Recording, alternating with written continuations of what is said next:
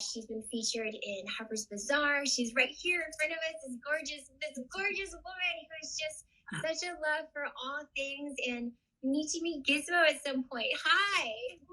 Hi. I'm back at you with all of that times 10. Yay. So it's so good to see you. We haven't even had a chance to really chat, though.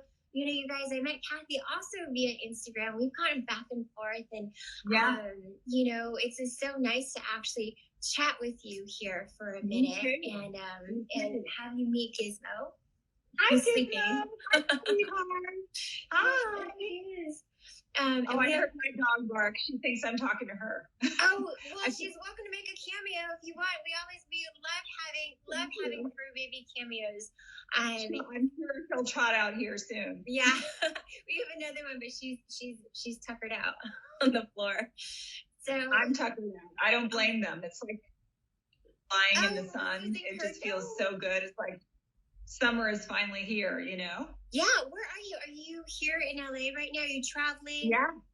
Yeah. I just got back from Florida. I'm in LA, and you know, it's been so cold here. Yeah. Well, cold for, you know, LA people.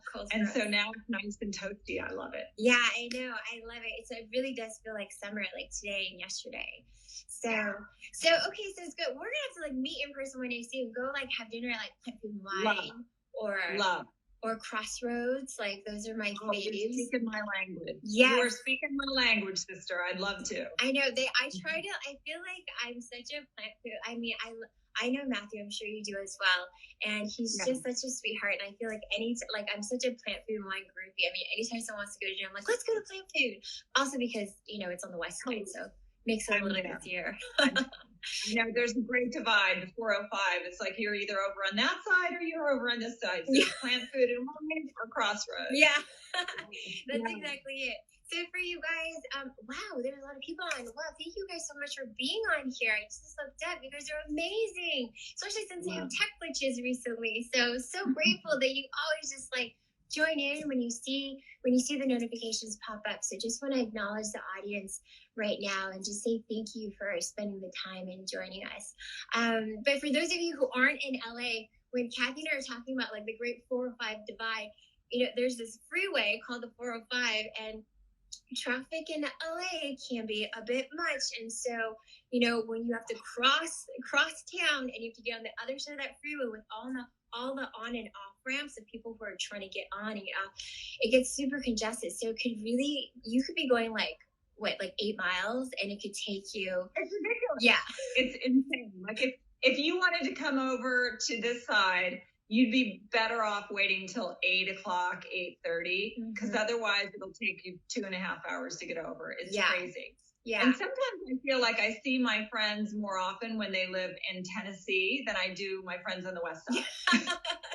It's like, oh my God, they're over in Malibu or they're in Venice. You know, it's just, it seems like it's so far away. I know, but it's so true. It's so funny. It's a crazy thing. By the way, I wanted to show you. You sent me this.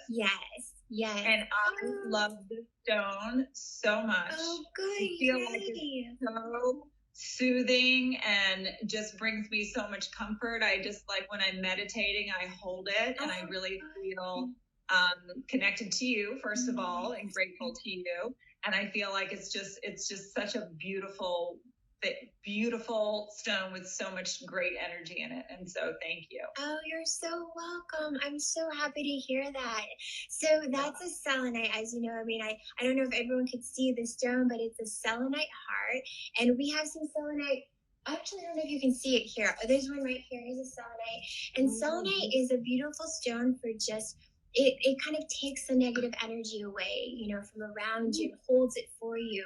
So it's such a beautiful stone for that. So if you're feeling it, it's almost like you give it to the stone and the crystal, and the crystal just takes it away from you, holds it for you. You can cleanse your jewelry on it, and I Reiki everything that goes out. So everything that I gift, everything that we sell, you know, receives Reiki. And so thank you for that. I'm so grateful that you really feel it. I really feel it. And it's been put to very good use lately with all of that cleansing and holding. So thank you very much for it. It's beautiful. You're so welcome. I'm so glad. That really that just means everything, because when someone can feel that magic, it's like, yeah. So thank you. Well, let's talk about your magic. And right before that, I saw a couple. I always want to acknowledge the audience, and I saw a couple comments. Kitty Catch, yes, thank you for bringing up, the Stop Asian Hate. I've been working for a couple weeks on a post to share with you guys about my thoughts on that, and I'll put that up soon. And I will follow that up with an Instagram live. So just stay tuned for that. I'll absolutely do that. And, if you guys have your post notifications on, or if you're on the email list, then you'll get notified when I do that. And I'm, here to have an open conversation. But in this moment, we're here to really talk about Kathy's magic and everything that she's done for our world, for human health, and for all the fur babies out there, like not just dogs and cats, but just all the animals on our planet. And I want to talk about your book. Well, let's talk about your journey first, and then talk about the book. That I'm so sorry, I normally have the book right here where Gizmo gives it love. So if you could just hold it up, because I haven't received it yet. So can you hold it up a little closer so everyone can see? Yeah, so this is Kathy's new book. And is it out officially today, on March 30th? Or are you there? Oh, I think I was just interrupted. Hang on. Okay. Let's see. I'm going to join again. Okay. We can see you, so you're good. Okay. Can you hear me? Yeah, we can hear you. If you had a call come in, it might just have been interrupted. So yeah, I had a call come in. Yes. Yeah. Okay. No problem. You're good. So what happens when a call comes in? It just freezes for a second, but you're still here. Okay. And Louise, yes, you can find them on our website. If you're looking for the crystals, I just saw that comment. So is it today the day that it comes out? Is today the official day? Yes, I'm sharing the launch with you. I know. Oh my God, that's amazing. We've got a lot of people on. So all you guys out there, the book is out today, and we're going to talk about it in a second. We're going to dive into Kathy's story. I'm kind of just chatting kind of all over the place right now, but we're having fun. Love it. So, but when we're done, make sure you go to Kathy's account and you follow her, and you'll find out all the places where the book is available, correct? Yes, and wherever books are sold, it's sold there, whether your neighborhood bookstore or Amazon or any place. Okay, amazing. Okay, perfect. So let's dive a little bit into, your story and your journey, your background, why you're so passionate, because I love your mission. And then, let's talk about the book. Well, thank you. So my journey was, I wrote a couple of books on relationships. And it was all about waking up and becoming awake, alert, and sort of moving forward and evolving in relationships, how to become deeper, more connected, using your relationship as a stepping stone to make the world better, basically. And then I branched out and I started talking about all over wellness, how to heal in your work life, how to tune into your spirituality. And I realized that the one area that I had not really given much thought to was food. And I thought, well, this is interesting. I'm kind of a hypocrite if I have not been investigating where my food comes from and if that's okay with me and if it aligns with my values. And so I started looking under the hood about where my food comes from. And my favorite food was, steak and burgers and sausage and chicken. And, my idea of health food was fish. And so when I started really looking under the hood at where this stuff comes from, I got profoundly, disturbed, because obviously it's kind of a horrible process what animals go through as they become our food. So I thought I would love to be someone who just doesn't eat meat, but I don't know how to do that. I grew up in a small town in Georgia. And, we ate everything under the sun. We didn't think twice about it. I was very connected to my family, my community. We would go out for, chicken in a bucket and stuff like that. So if you told me that one day I was going to be a vegan activist, I'd be like, what are you on? What drinks are you on? Because there's just no way, right? Right. So I just thought I'm gonna, I had this intention in my mind, and one day somehow a pamphlet came in the mail. You know how things are sort of aligned and just like when your mind is open to something. So I received this pamphlet in the mail from some animal organization. I don't remember what it was. And they were dragging a cow to slaughter. Don't worry, I'm not going to give you any more traumatic details. I'm not into traumatizing people. Yeah. But I saw this and it just kind of hit me and it was in my mind. And I settled in to play with my dog. At the time I had a little Chihuahua and her name was Lotzi. And I was like, I love this dog so much. And she was on her back and you know how they just kick their legs out and everything. And I could tell how happy she was. And I was rubbing her belly and everything. And I just said, oh, I love animals so much. I said it to sort of myself. And this voice inside of my head said, well, then why are you eating them? And I guess it was the voice of my conscience. I don't know. But I just thought, oh, wow. Well, that's an inconvenient association.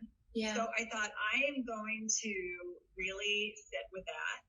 And I thought, well, I'm eating animals because I need protein. Yeah. I'm eating animals because I like the taste. I'm eating animals because that's what's available and out there, and that's what I've always done. So I thought, well, that's not a very good reason because, you know, these animals are suffering from my appetite, my taste for chicken wings. It just sort of didn't make sense, right? Yeah. So I challenged myself to become someone who didn't eat animals. And I thought, I don't know how I'm going to do this because everything I know is about eating animals, right? And I just nudged myself forward. And I started reading more and really getting familiar with the process of slaughter and all that stuff. And then I decided I can just move away from eating cows. And I didn't move fish. Instead of cows, I ate more beans. And then when I was ready to, you know, move away from eating chickens, I said, I'm going to eat, instead of chickens, I'm going to eat more, you know, tofu or whatever, beans and stuff. So I would swap these things out very gradually, very, very gradually, because I know myself.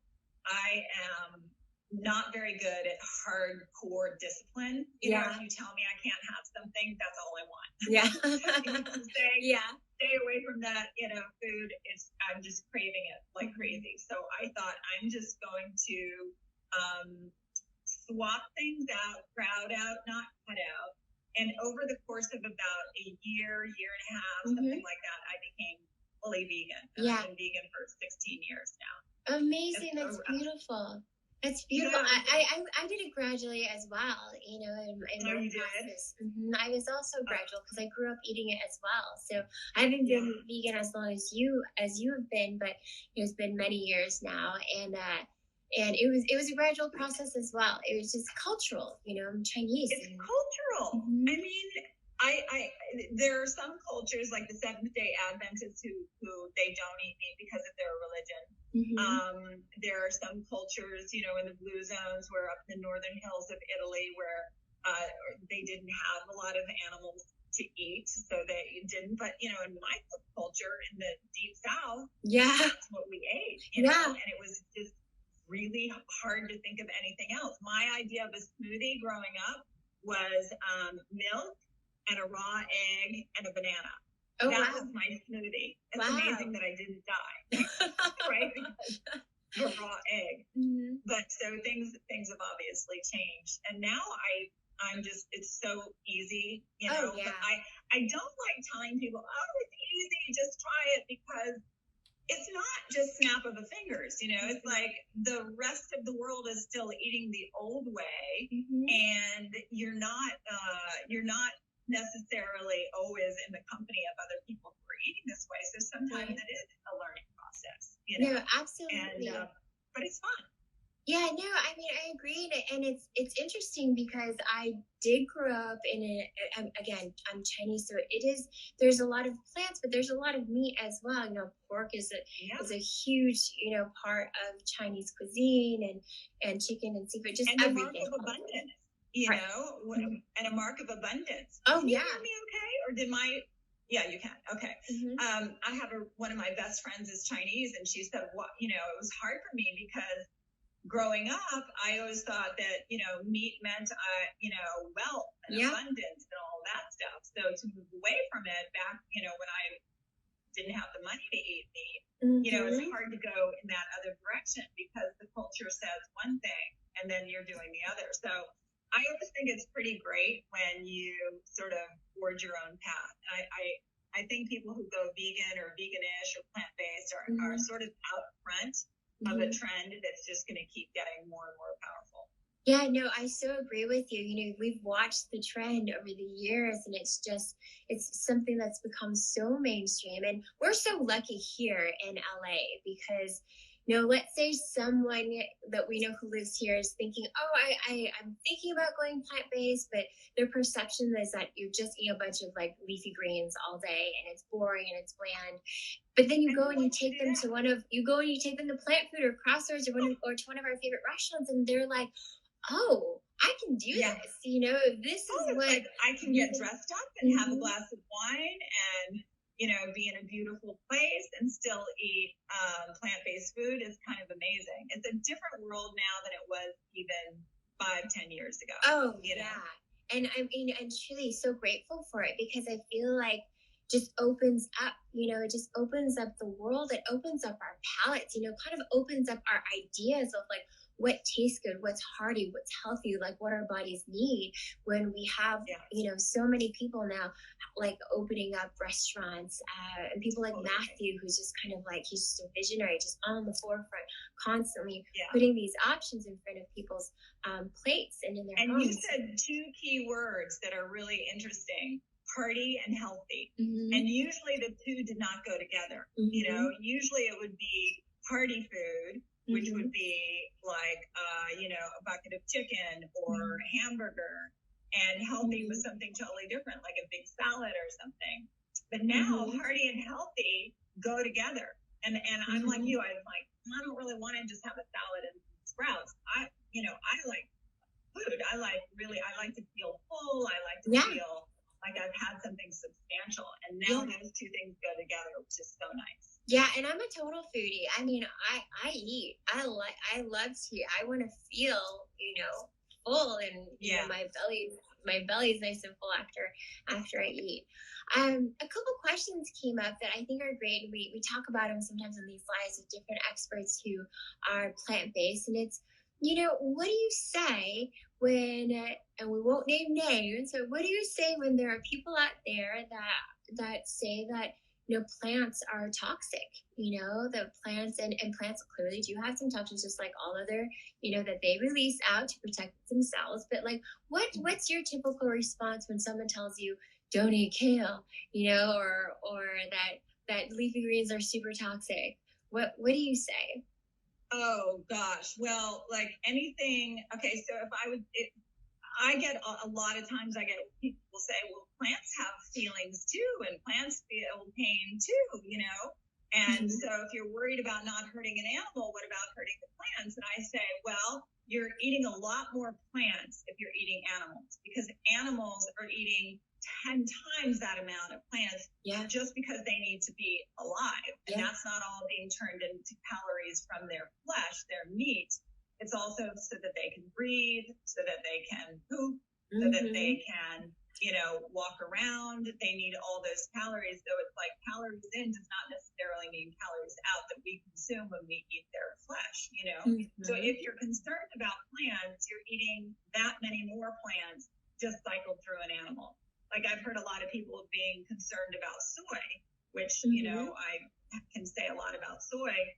But if you're concerned about soy when you eat animals, you're eating a lot of soy because that's what they're eating anyway. So you're just getting it digested by them.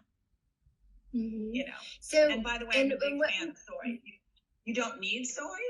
As you know, you certainly don't need it. It's not necessary in the diet, but if you like it, you don't need to be afraid of it. Yeah, no, and that's a great point. It's a great reminder to people that it's true. Animals eat a lot of, soy and corn, and people forget that because they're kind of looking at what's right in front of them and not what went into them. There are people who say that kale, and I get this question very, very frequently, so I'm curious your answer is just like, well, what about kale? What about the toxins that are in kale? And Dave Asprey says this, and so says that. Like, what are your thoughts about that? I've never heard of kale being toxic. I've just never heard of that. I suppose if it's not organic, then there's chemicals, that are surely that it's, it's not healthy when it's not organic. But even then, I would say healthier to eat the vegetable and to get all the phytonutrients and the fiber and all of that stuff than not to. Right. But other than that, I've just never heard that it's unhealthy for you. It's a cruciferous vegetable, which is anti-cancer. So it's just full of fiber and so good for you. But, I understand if it's not organic, there are issues with that. I am all about progress, not perfection. And of course, I like organic. You can't always find organic. People don't always want to pay for organic. Sometimes I'm at the store, I'm like, heck no, I'm not paying all this extra money for organic, So it's oops, she froze. Organic, if not, I still want to eat. Yes. I wouldn't eat organic strawberries, for instance, if they're so toxic. Yeah, no. The what? Right. Yeah. Well, there's oxalates, but I'm checking on the time, and I know that we had set aside 30 minutes. I'm not sure how you are on time, but I really want to give you an opportunity to talk about your new book. To talk about the 72 reasons, why you should be vegan, and let's talk about that for a second, because I think it's so important that people have your insights, and it's so important to celebrate this book that is officially out today. It's out today. Thank you. And my friend Jean and I, who he co-authored it with me, Jean Stone. So we were thinking about it, and we thought, there are lots of books on health, how to lose weight, how to prevent cancer. There were books on animal protection. There are books on the environment, but there was no book that just sort of talked about all the reasons to be vegan in a really short, succinct way. And so we started putting together the reasons, and we thought it'd start out being like 10 good reasons to be vegan, but it just kept going. There were so many profoundly interesting and important reasons to go plant-based at this particular time, on the planet. And we decided we wanted to write a book like we would want to read a book, which is not so overwhelming with, just long chapters. And it's literally like 1 or 2 pages per reason. And it's a really easy read. And so everything is super well researched, so that this is a book for both the vegan curious, if somebody's saying like, well, I've heard this word and I've heard plant-based, but why should I be vegan? Because I also hear about paleo and keto and all these things. So I'm curious. And so this is a good book for those people, but it's also a great book for people like you and me, which are, our friends and family are constantly saying, I don't know if you're getting enough protein, and I don't know if you should be eating this, or, I hear paleo is the best. So this is a book that you give out to people who are curious or don't know the facts, or you don't want to remember all the numbers, like the environmental stuff. I remember when I first went vegan, people would ask me things about climate change, like, well, how does agriculture affect climate change? And I was like, I don't know exactly, but I just know it. Yeah. So this book it's got all the information to answer those questions. So it's like a really good tool for advocacy for people who are already plant-based or ish, and then they can give it to their friends and family. Oh, I love that. Because that is like sometimes, and I'm definitely one of those people.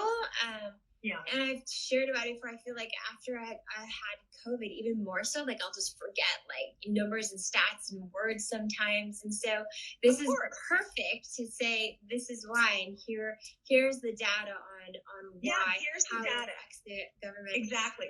And I think you and I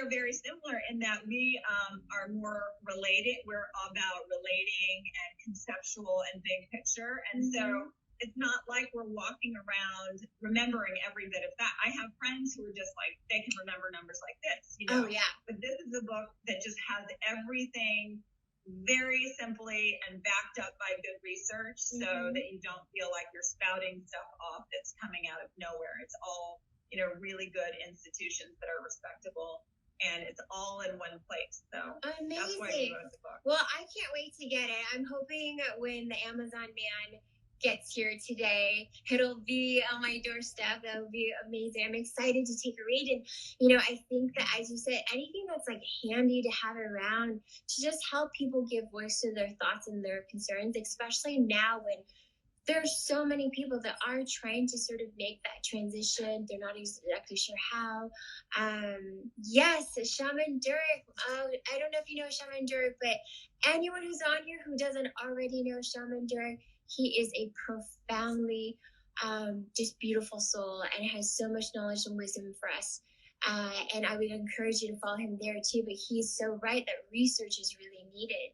And so anytime like someone like Kathy can bring research and data just to support, you know, why this is something that may be good for your body, why this is something that's good for the planet, it's just a helpful tool. And, you know, there's no like pushing any in either direction. It's just about educating yourself.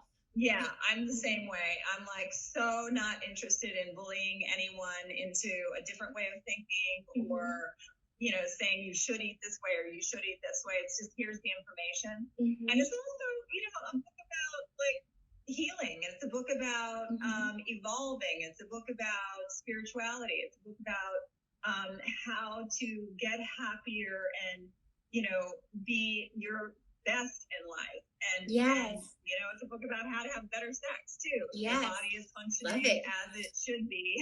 I mean, so it's kind of the kind of thing that you can open up and say, well, I'm interested in cancer, or I'm interested in climate change, or I'm interested in weight loss, or I'm interested. Yes. So it looks like our Kathy's Wi-Fi might just have like is just kind of recycling itself again. But you know what we were talking about is that this is just such a great book that is a good resource for you. You know, just another tool that you have, because I talk so much about just, you know, giving yourself the tools to help you make the best decision for yourself. You know, anything that helps to align you, connect you, center you, ground you to your truest and most powerful self. And so this book is just another tool that can help you do that. And Kathy, we just lost you because of Wi-Fi glitched for a second. So I was just sort of summing up what we were talking about when it came to the book. And so excited. And, you know, we haven't done this in, I think, at least a week or so because we haven't had another amazing author come on. But I've done this a few times on lives, and it's kind of great when we can do a giveaway to someone in the audience who can maybe receive a free copy of the book. If you're open to that, would that be cool? Okay, amazing. Okay, you guys. Amazing. Okay, so you guys, if you love it, send your hearts. I want to see the hearts and let me know. And go ahead and take a screenshot. Take a screenshot of our live right now and go ahead and tag me, tag Kathy. And, you know, we made it really easy before where all they had to do was just post it and share it. But what would you like them to share with that post? Like, is it a question, a thought? Like, what would you like to share? What would you like them to share as part of I would love their reason to be vegan, whether they're vegan or not, but their hashtag reason to be vegan. Yes. I would love to hear what motivates people, what makes them curious or interested or committed if they're already there. Beautiful. Okay, so those are the quote rules. They're really simple. So just like take a screenshot here, tag me, tag Kathy, and then let us know your reasons for even thinking about, you know, if you are plant-based, if you are vegan, if you're not, you're thinking about it, like, let us know what your reasons are and just put it on the post. And if you do have a private account and you want to leave it private, I completely understand and honor that. So at least send me a DM and let us know. So how do you take a screenshot? You push both buttons on both sides. Is it the top or bottom button? Can someone tell me? I think it's the top button. I think it's the top button on one side and then the other button on the other side. Do it at the same time, and it takes a screenshot. Okay, yeah. Oh, it has to be an iPhone. So if you have a different phone, then it might be a little different. But just trying to do a screenshot of it. And yes, I love it. Kitty Cash, already vegan, yet another way to practice compassion. That's beautiful.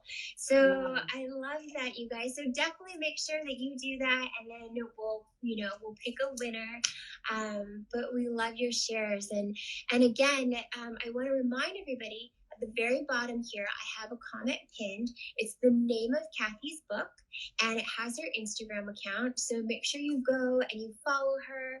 I don't know if you can follow while you're still on a live, and if you can, great. And if you can't, go and follow her after. And then you can find her book pretty much anywhere. And you have these other books too, if you want to just chat a couple minutes about your other books as well.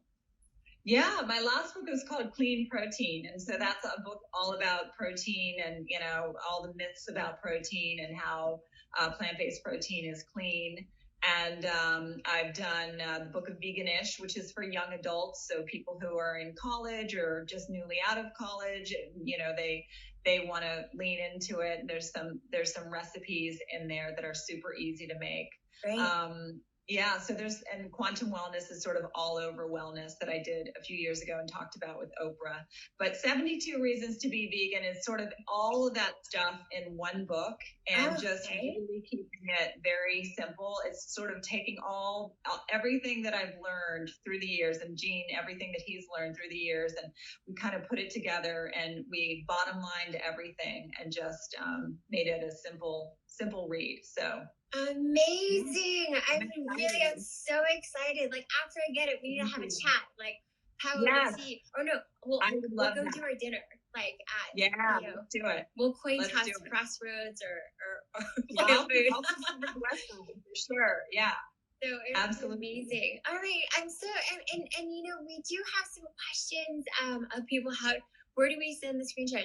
So Louise, after this, you can post it either on your stories or on your grid, however you like to post it, and that's where you just tag Kathy and you tag me and write down your reasons so that we can see the reasons why you're interested in being vegan if you're not yet, and the reasons why you are vegan if you are right now. So this is amazing, and thank you, Elena. Oh, Kathy. Oh, Lisa says we see your dog. Is your dog in it?